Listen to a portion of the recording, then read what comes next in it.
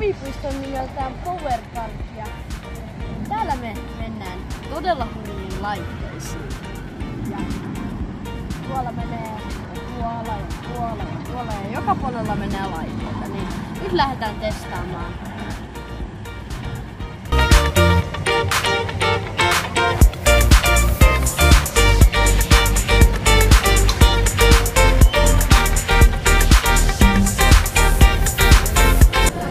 Me käytiin äsken tuossa Jumppin Starissa ja nyt me mennään Thunderbirdiin, joka on vähän niinku Linnanmäen puuvuoristorata. No niin, me käytiin tässä Thunderbirdissä ja se oli oikeesti aika paha. Se nousi aluksi tälleen, mutta sit se ensimmäinen lasku oli joku tällainen. Se oli aika hurja. No niin, me käytiin äsken tuollaisessa ketjukarusellissa ja se oli aika hurja. Ja nyt me mennään Specialiin.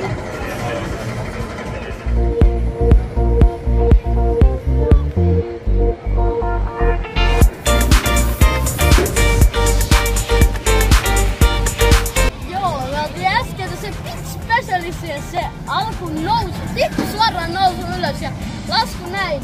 Se oli oikeesti todella paha.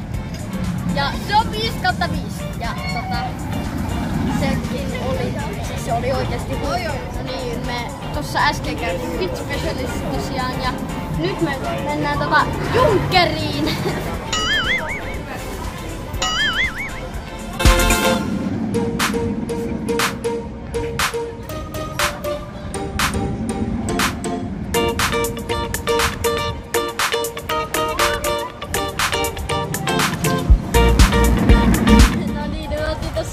Junkkerissa ja mun tuppa on ihan... Se kiinnitys oli todella paha, mun silmät silleen... Ja sitten se oli muutenkin aika paha ja niin... Todellakin 5/5 tai 10/5.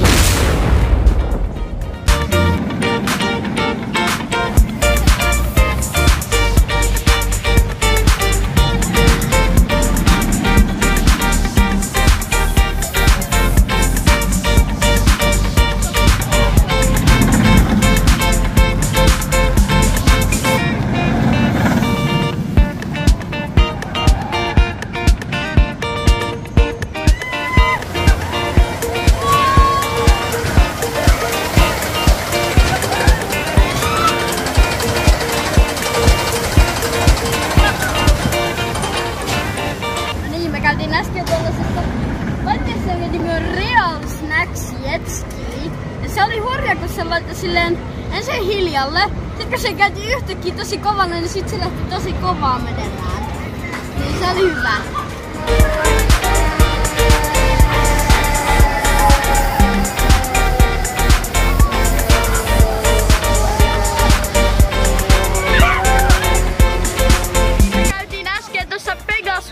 Ja nyt me mennään tähän Mustekalaan. Vähän vaikea nimi tolla, mutta mä sanon sitä Mustekalaksi, mutta nyt mennään siihen.